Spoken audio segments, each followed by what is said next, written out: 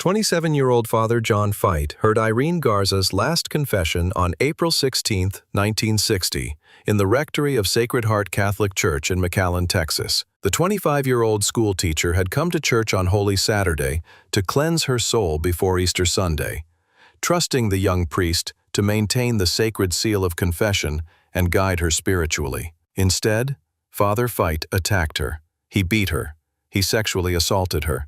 He stuffed a cloth down her throat and suffocated her, then hid her body in the church basement while he returned upstairs to hear more confessions from unsuspecting parishioners. Hours later, he moved Irene's dying body to a bathtub in the pastoral house, where she took her final breaths, begging, "I can't breathe. I can't breathe." 5 days later, Irene's body was found floating in a canal, partially nude, her face battered beyond recognition. Police immediately suspected Father Feit. He had scratches on his hands, changed his story multiple times, and had attacked another young woman just 3 weeks earlier. But the Catholic Church intervened, protecting their priest, transferring him out of state, and ensuring the investigation went nowhere. For 57 years, Father John Feit walked free, married, raised children, and lived a normal life while Irene Garza's family fought desperately for justice. It wasn't until 2017, when Feit was 85 years old, that he finally stood trial for murder, becoming one of the oldest defendants ever convicted in a cold case, sentenced to life in prison, where he died just 10 months later, taking whatever remained of his horrific secret to the grave. If you're watching this video, please take a moment to hit that subscribe button and let us know in the comments where you're listening from. Your support helps us continue bringing these important stories to light. McAllen, Texas, in 1960, was a small border city of about 32,000 people located in the Rio Grande Valley, just 7 miles from Mexico. The population was predominantly Mexican-American and deeply Catholic, with the church serving as the center of community life. Sacred Heart Catholic Church, located on North 17th Street, was one of the most important institutions in McAllen, its imposing Spanish colonial architecture dominating the downtown skyline. Families attended Mass multiple times per week, children attended Catholic school, and the priests who served the parish were treated with reverence and respect that bordered on worship. In this environment, to question a priest's authority or integrity was almost unthinkable. Priests were seen as representatives of God Himself, beyond suspicion and beyond reproach. Irene Garza was born on November 15, 1934, in McAllen, the second of 6 children born to Nicholas and Delfina Garza. The Garza family was working class but stable, with Nicholas working as a shop foreman and Delfina raising their children in a devout Catholic household. From an early age, Irene stood out. She was exceptionally intelligent, deeply compassionate, and possessed of a quiet strength that made her a natural leader among her siblings and classmates. She attended Immaculate Conception Catholic School and later graduated from McAllen High School as a top student, earning a scholarship to attend Pan American College, now the University of Texas, Rio Grande Valley. At Pan American, Irene excelled academically while also participating in campus activities and working part-time to help support her family. She earned a degree in education and began teaching 2nd grade at Our Lady of Sorrows Catholic School in McAllen. Her students adored her. She was patient, creative, and genuinely cared about helping each child reach their potential. Colleagues described Irene as dedicated and innovative, always looking for new ways to engage her students and make learning fun. She spent her own money on classroom supplies, stayed after school to tutor struggling students, and attended every school event and parent meeting. But Irene was more than just a devoted teacher. She was a young woman with dreams, ambitions, and a full life ahead of her. She was involved in her church, singing in the choir at Sacred Heart, and participating in various church activities and charitable works. She was close to her family, particularly her younger siblings, whom she helped care for and mentor. She had friends, went on dates, attended social events. She was, by all accounts, a beautiful person inside and out. Photographs from the time show a striking young woman with dark hair, bright eyes, and a warm smile. At 25 years old, Irene Garza had her whole life ahead of her. She had plans to continue her education, perhaps earn an advanced degree. She talked about someday getting married and having children of her own. She wanted to make a difference in the world, one student at a time. On Saturday, April 16, 1960, Holy Saturday, the day before Easter, Irene told her family she was going to Sacred Heart Church for confession. This was not unusual. Devout Catholics often went to confession during Holy Week to cleanse their souls before Easter Sunday. Irene left her parents' home at approximately 7 p.m., driving her white 1959 Chevrolet to the church. She was wearing a simple dress appropriate for church, carried her purse, and expected to be home within an hour. Her family watched her drive away, never imagining it would be the last time they would see her alive. Father John Feit was born on August 18, 1933, in Philadelphia, Pennsylvania, into a devout Catholic family. From an early age, John felt called to the priesthood, or so he claimed in later interviews. He attended Catholic schools, served as an altar boy, and at age 14 entered the Oblates of Mary Immaculate Seminary to begin his studies for the priesthood. The Oblates were a missionary order known for their work among the poor and marginalized, and young seminarians underwent rigorous academic and spiritual training. John Feit progressed through his studies without apparent incident, though some who knew him during this time would later describe him as socially awkward, arrogant, and possessing an unsettling intensity when it came to women and sexuality. In 1958, at age 25, John Feit was ordained as a Catholic priest. He was assigned to Sacred Heart Church in McAllen, Texas, as an associate pastor under Monsignor Joseph O'Brien. For a young priest fresh out of seminary, this was a challenging assignment. McAllen was far from Philadelphia. The culture was different, the heat was intense, and the needs of the predominantly Mexican-American parish were substantial. But Father Feit threw himself into his work, hearing confessions, saying Mass, visiting the sick, teaching catechism classes. To parishioners who interacted with him, he seemed like a normal young priest, perhaps a bit stiff and formal, but earnest and dedicated. What parishioners didn't know was that Father John Feit was struggling with sexual urges and violent impulses that he could not control.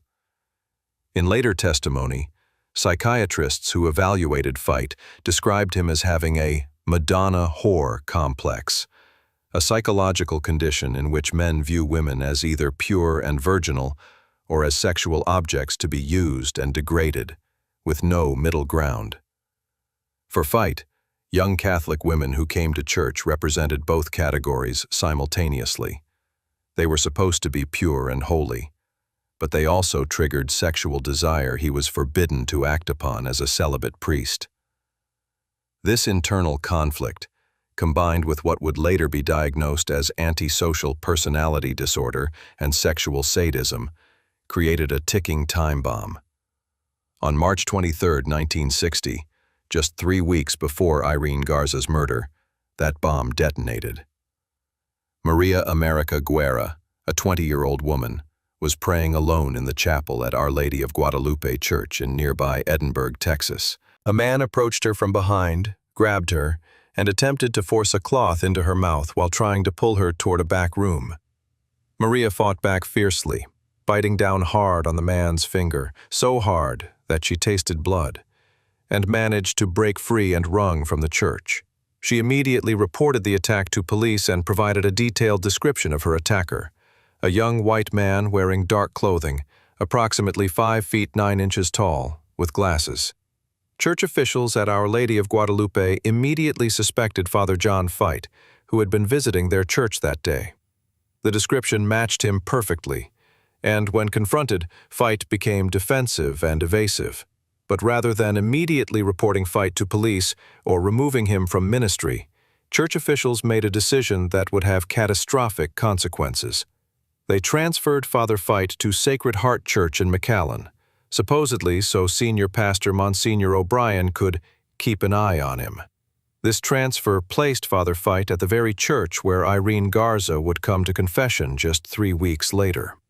On the evening of April 16, 1960, Irene Garza arrived at Sacred Heart Church for confession. Multiple parishioners saw her enter the church between 7 and 7:30 p.m. She was directed to the rectory, the priest's residence attached to the church, where Father Feit was hearing confessions in a private room rather than in the traditional confessional booth. This was unusual, but not unheard of during Holy Week, when many people came for confession, and the single confessional might not accommodate everyone. What happened next was reconstructed decades later through testimony from a former monk named Dale Tacheny, who came forward in 2002 to reveal what Father Feit had confessed to him in 1963. According to Tacheny's account, which aligned with physical evidence and witness statements, Father Feit heard Irene's confession and then attacked her.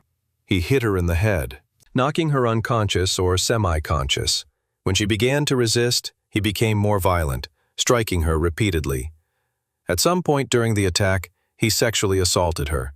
Then, to silence her screams or prevent her from identifying him, he stuffed a cloth, later identified as part of a religious vestment, down her throat, suffocating her. Father Feit dragged or carried Irene's body to the basement of the rectory, a space with thick stone walls where sounds would not carry to other parts of the building or to the street outside. He left her there, possibly already dead, possibly still dying, and returned upstairs to continue hearing confessions from other parishioners who were waiting.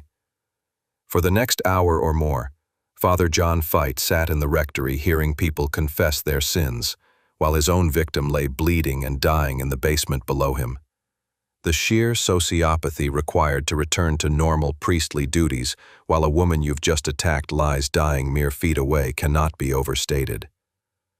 Between 9 and 10 p.m., after the last parishioner had left, Father Feit went back down to the basement. According to Dale Tacheny's later testimony about what Feit confessed, Irene was still alive at this point, though barely.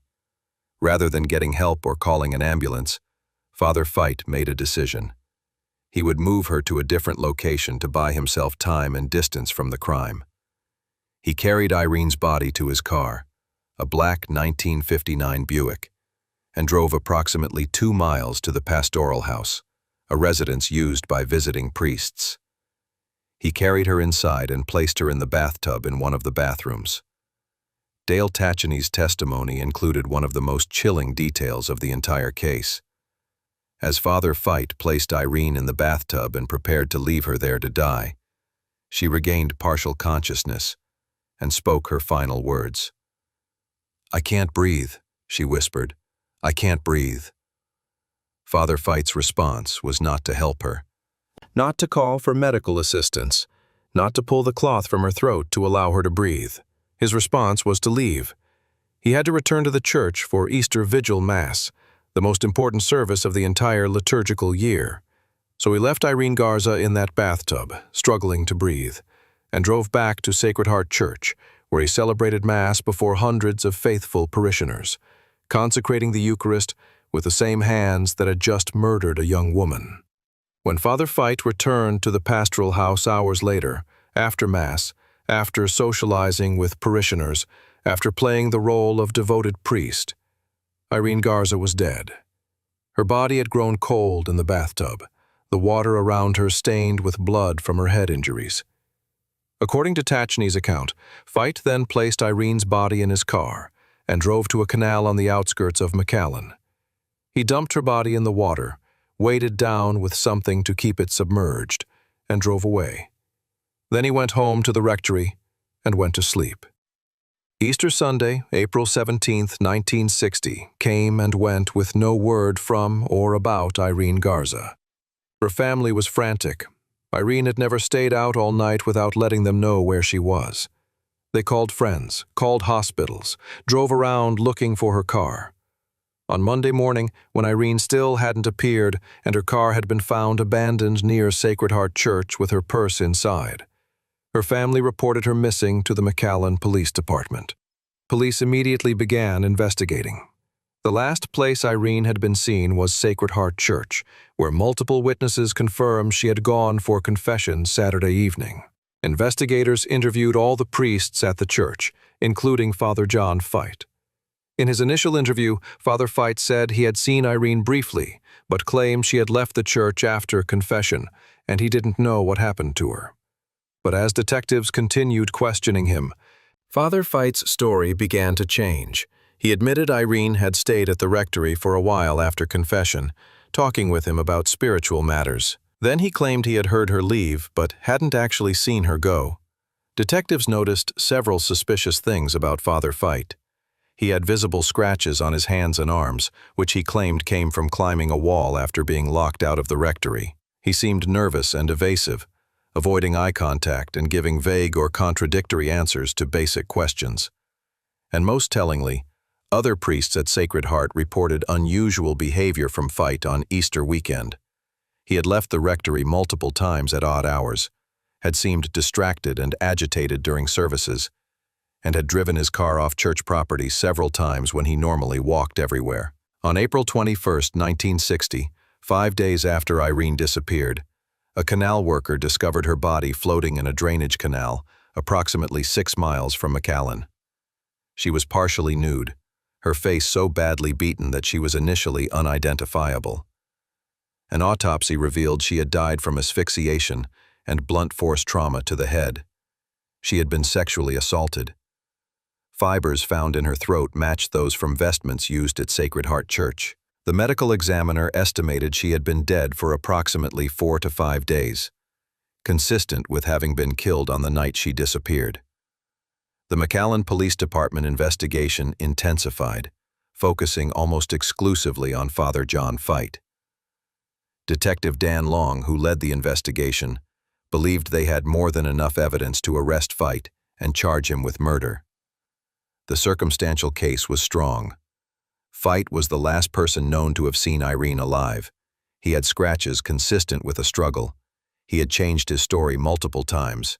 And crucially, he had just 3 weeks earlier attacked another woman in a nearly identical manner at a different church. Maria America Guerra came forward and positively identified Father Feit as the man who had attacked her in March.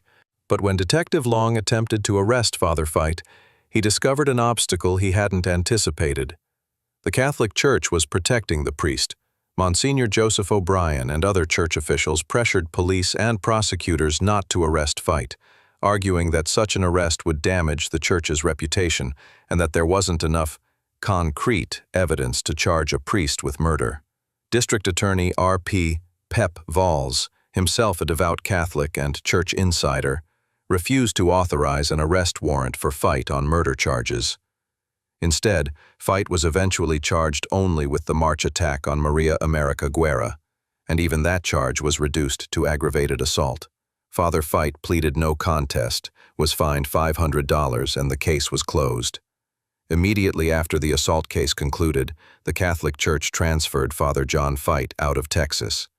He was sent to a monastery in Jemez Springs, New Mexico, a remote facility where the church sent priests who had problems. Father Feit spent less than a year there before being transferred again, this time to a church in Pennsylvania.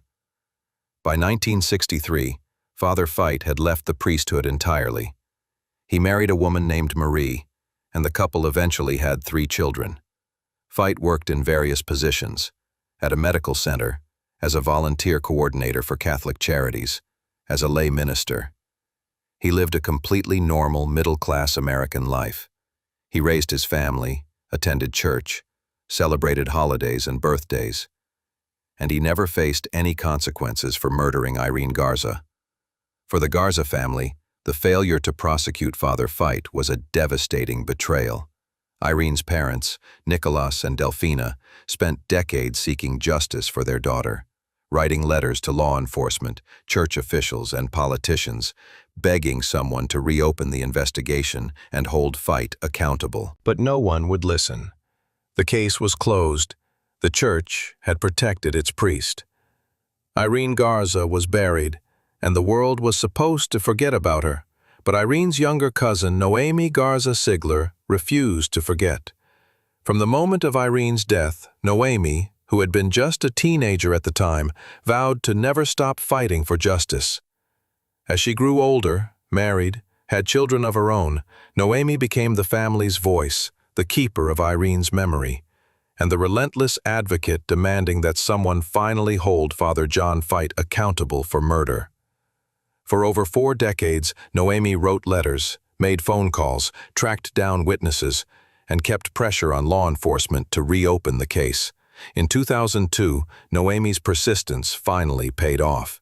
The McAllen Police Department asked the Texas Rangers Cold Case Unit to re-examine the Irene Garza murder. Texas Ranger Rudy Jaramillo took on the case and began interviewing witnesses, reviewing old evidence, and searching for new leads. What he discovered shocked him. There had been more than enough evidence to prosecute Father Feit in 1960, but the case had been deliberately sabotaged by church officials and complicit law enforcement. Jaramillo also discovered something that would prove crucial to finally bringing Feit to justice.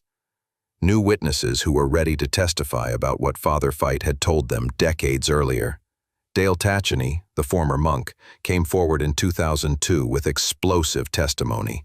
In 1963, while working as a counselor at a monastery where novice monks were trained, Tacheny had counseled Father John Feit, who was at the monastery as part of his post-crime treatment. During counseling sessions, Feit had confessed to Tacheny that he had killed a young woman over Easter weekend in 1960. Tacheny provided specific details about the murder, details that had never been made public and that closely aligned with the evidence. Feit had told Tacheny about attacking Irene during confession, hiding her body in the church basement, moving her to the pastoral house, and dumping her in the canal.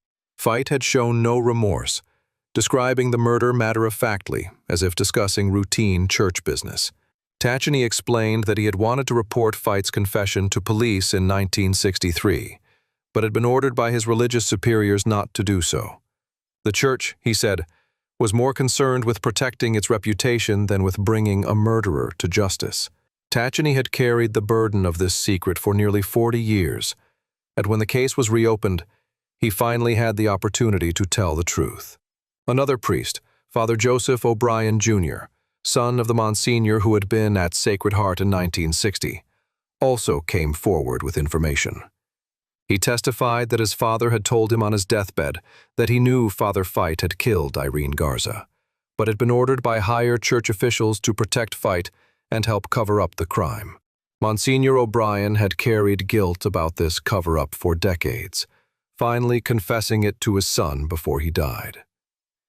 With this new testimony, Texas Rangers believed they finally had enough to prosecute Father John Feit for murder.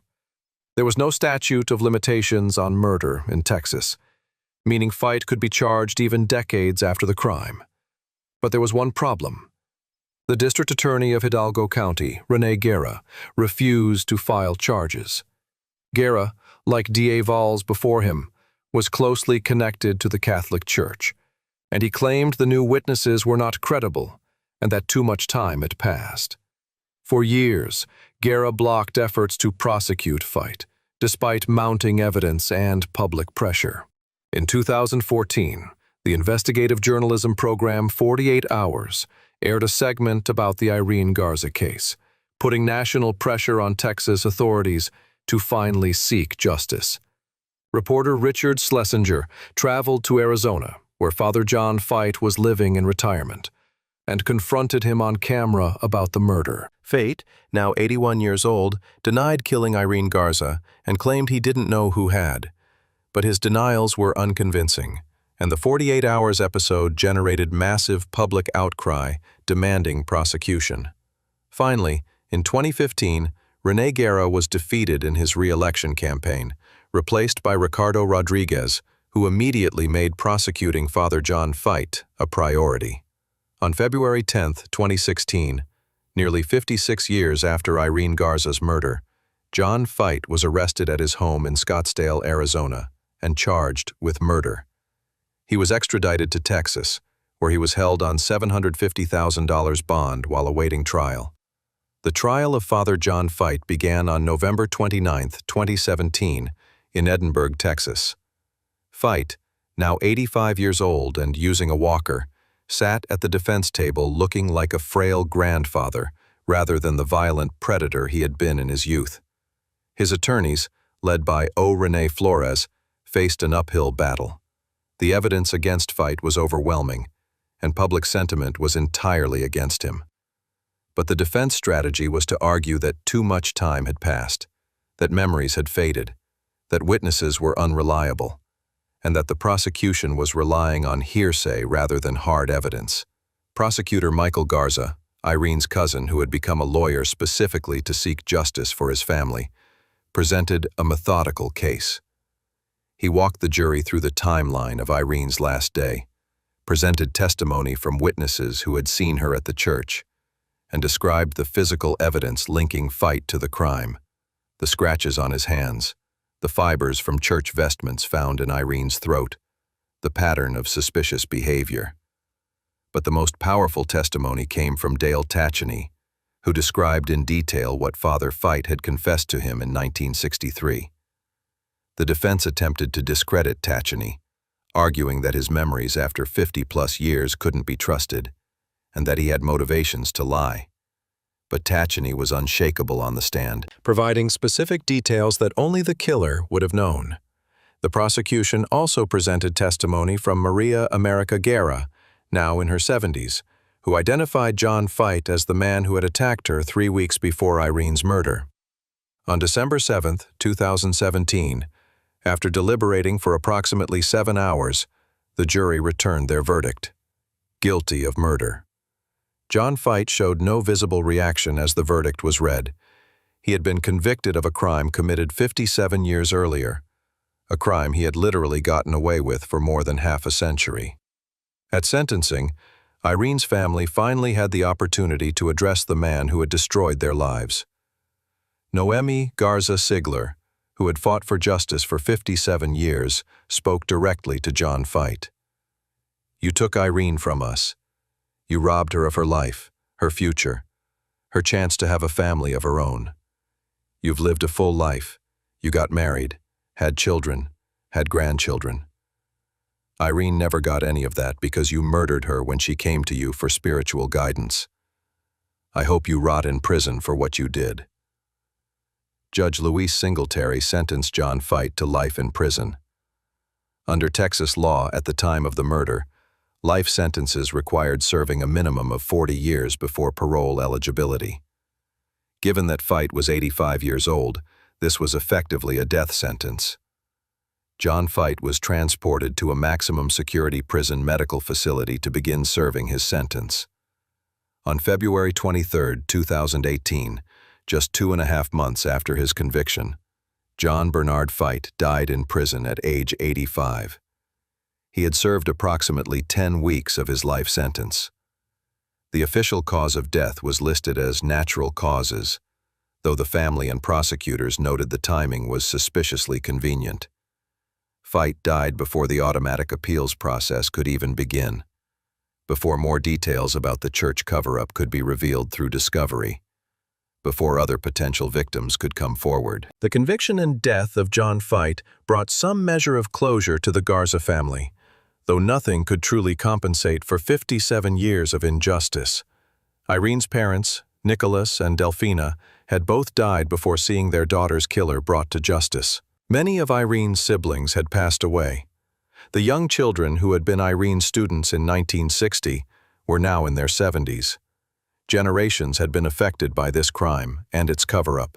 The case also raised profound questions about the Catholic Church's role in protecting predator priests and covering up their crimes.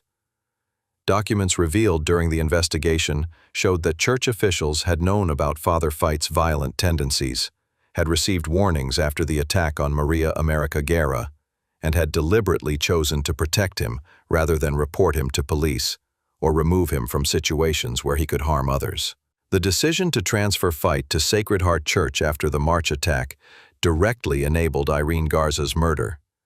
If church officials had immediately reported Feit to police or removed him from ministry, Irene would have lived.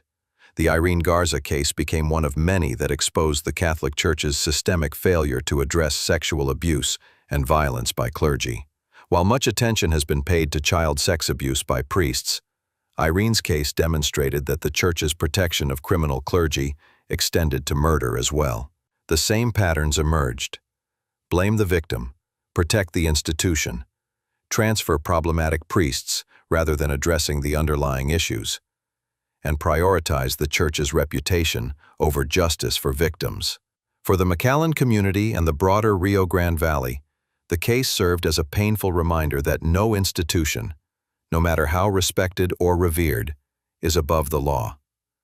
The Catholic Church had wielded enormous power in the 1960s, power it used to prevent John Feit from being prosecuted. That power had diminished by 2017, but the damage had been done. Decades of injustice that could never be fully remedied.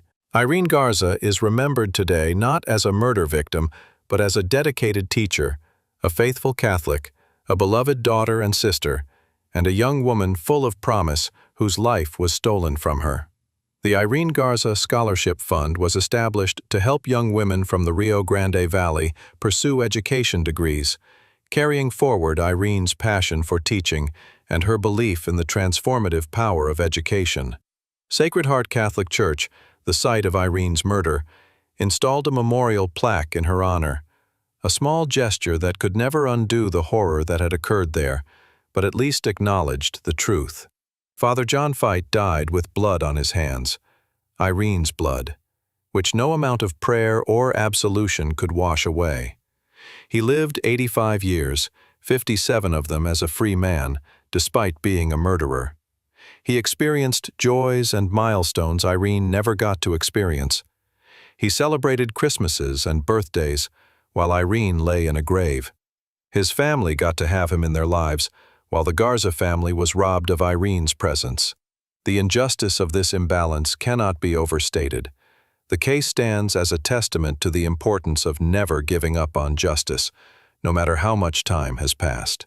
Noemi Garza Sigler's 57-year fight proved that determination and persistence can overcome even the most powerful institutions and the most entrenched cover-ups. Her advocacy inspired changes to how cold cases are handled in Texas and motivated other families of unsolved murder victims to continue seeking justice. It also serves as a warning about the dangers of institutional protection of criminals. When organizations, whether churches, corporations, schools, or governments, choose to protect their own rather than hold wrongdoers accountable, they enable further harm and deny justice to victims. The Catholic Church's decision to protect Father John Feit in 1960 sent a message that priests were above the law, that church reputation mattered more than human life, and that victims would be sacrificed to maintain institutional power. That message echoed through decades of abuse scandals that would eventually bring the church to its knees. Father John Feit took many secrets to his grave. Were there other victims? Other attacks that were never reported or never connected to him? Did other church officials know more than they admitted? These questions will never be fully answered. What we do know is that on April 16, 1960, a young woman went to church seeking spiritual comfort and was murdered by the priest she trusted.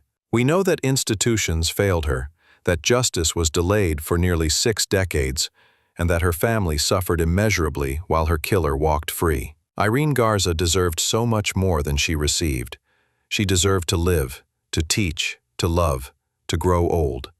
She deserved immediate justice, not justice delayed until most who knew her were dead. She deserved a church that protected her instead of her murderer. But at the very least, her name is now cleared from obscurity, her story is told, her killer was convicted, and future generations will remember Irene not as a footnote in a cold case, but as a woman whose life mattered, whose death was never forgotten, and whose family's love and determination finally brought a predator priest to justice, even if it took 57 years. Blood on his hands. That's what Father John Feit had from the moment he attacked Irene Garza until the moment he died in prison. No matter how many masses he celebrated, how many confessions he heard, how many prayers he offered, that blood remained. And history will remember him not as a man of God, but as what he truly was, a murderer in priest's clothing who hid behind religious authority while destroying an innocent life.